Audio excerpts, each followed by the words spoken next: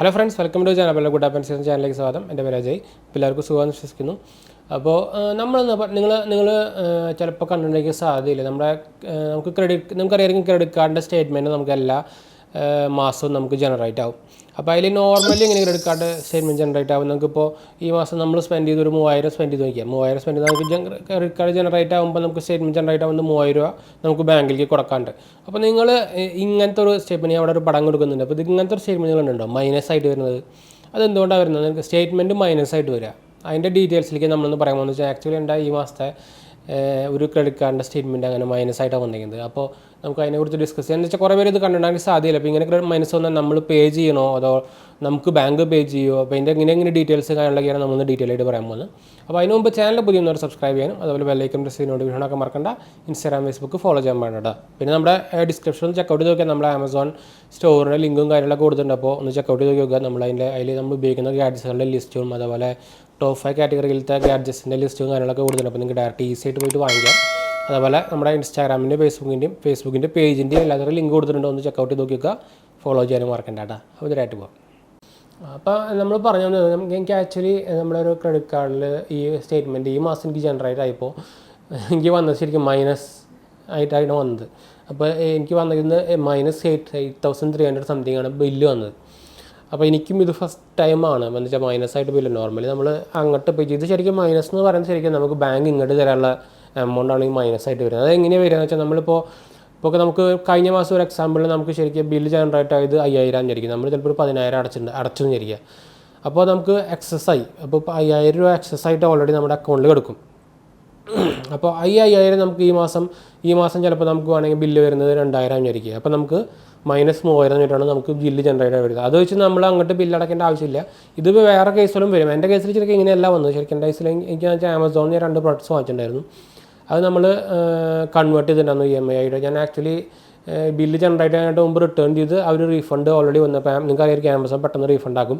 അപ്പോൾ എനിക്ക് 2 ദിവസം കൊണ്ടുള്ള റീഫണ്ട് ഇനീഷ്യേറ്റ് ആയി, ക്രെഡിറ്റ് ആവുകയും ചെയ്തു. പക്ഷേ നമ്മൾ EMI കൺവേർഷൻ ചെയ്തതുകൊണ്ട് തന്നെ ഇത് ഓൾറെഡി ജനറേറ്റ് ആയപ്പോൾ നമുക്ക് ക്രെഡിറ്റ് വന്നെങ്കിൽ നമുക്ക് എന്ന് വെച്ചാൽ ബില്ല് ജനറേറ്റ് ആയെങ്കിലും നമുക്ക് വന്ന എമൗണ്ട് കറക്റ്റ് റിഫ്ലക്റ്റ് ചെയ്യാണ്ട് നമുക്കത് മൈനസ് എമൗണ്ട് ആക്കിയിട്ട് ടോട്ടൽ എമൗണ്ടിലേക്ക് കാണിച്ചു. അതാണ് ഉണ്ടായത്. അപ്പോൾ എനിക്കിപ്പോൾ പേയ്മെൻറ്റ് എനിക്കിപ്പോൾ ശരിക്കും ഈ മാസം എനിക്ക് ബാങ്കിന് പേയ്മെൻറ്റ് ചെയ്യേണ്ട ആവശ്യമില്ല. അപ്പോൾ എനിക്ക് വന്നെങ്കിൽ ശരിക്കും ഇപ്പോൾ എന്താ വെച്ചാൽ ഒരു 8,000 rupees ആകുമ്പോൾ എനിക്ക് റീഫണ്ട് വരാനുണ്ടായിരുന്നു.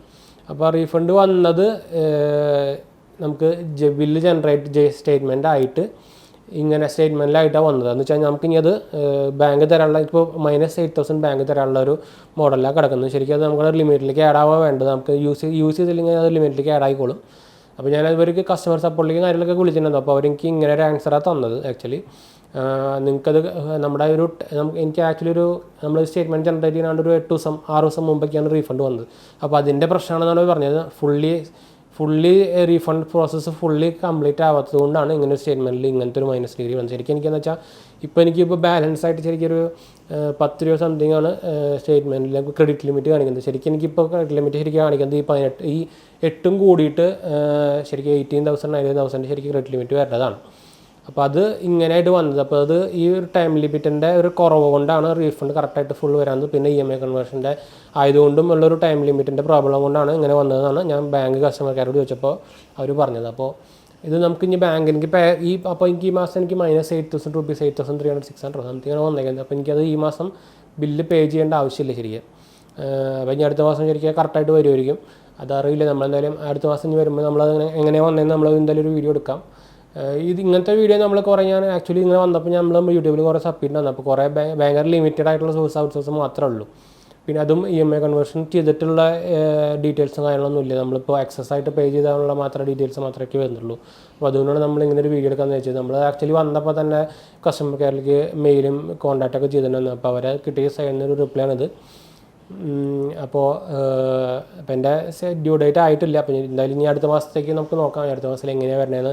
അപ്പോൾ ഇങ്ങനെ കുറേ പേർക്ക് എന്തായാലും വരാൻ ചാൻസ് ഉണ്ടെന്ന് വെച്ചാൽ നമ്മുടെ സ്റ്റേറ്റ്മെൻറ്റ് ജനറേറ്റ് ആവാനായിട്ട് മുമ്പ് നമ്മൾ ചിലപ്പോൾ EMIയിൽ വാങ്ങിച്ചൊരു പ്രോഡക്റ്റ് റീഫണ്ട് ചെയ്ത് കഴിഞ്ഞാൽ റിട്ടേൺ ചെയ്ത് കഴിഞ്ഞാൽ നമുക്ക് എങ്ങനെയാണ് വരാൻ പോകണമെന്ന് അപ്പോൾ നിങ്ങൾക്ക് ഒരു ഓൾമോസ്റ്റ് ഐഡിയ കിട്ടിയിട്ടുണ്ടായിരിക്കും. അപ്പോൾ ക്രെഡിറ്റ് കാർഡിൽ റീഫണ്ട് കുറച്ച് പ്രശ്നമാണ്, പ്രത്യേകിച്ച് EMI കൺവേർട്ട് ചെയ്ത് കഴിഞ്ഞാൽ പ്രത്യേകിച്ച് സ്റ്റേറ്റ്മെൻറ്റ് ജനറേഷൻ ആയിട്ടുണ്ടെങ്കിൽ അപ്പോഴാണ് പ്രത്യേകിച്ച് ഭയങ്കര പ്രശ്നം. അല്ലെങ്കിൽ നോർമൽ പർച്ചേസ് ചെയ്താണെങ്കിൽ വലിയ പ്രശ്നമില്ല. എന്ന് വെച്ചാൽ കുറച്ച് ടൈം എടുത്താലും അത് റീഫണ്ട് ആയിക്കോളും. പക്ഷേ EMI കൺവേർഷൻ ചെയ്യുമ്പോഴാണ് പ്രശ്നം വരുന്നത്. എന്താ വെച്ചാൽ EMI കൺവേർഷൻ ചെയ്തതൊക്കെ ക്യാൻസൽ ആകാൻ കുറച്ച് ടൈം എടുക്കും. അപ്പോൾ അതിൻ്റെ പ്രശ്നമാണിത്.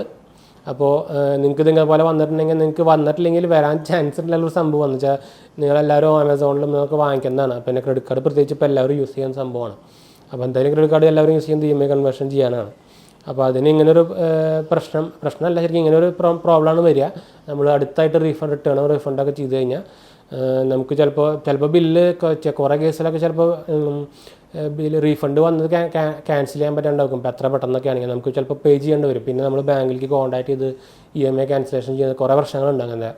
അപ്പോൾ ഇങ്ങനെ അടുത്തേക്ക് റിട്ടേൺ ചെയ്യുന്ന ഒരു ഡേറ്റിൽ വരാണ്ടിരിക്കുക.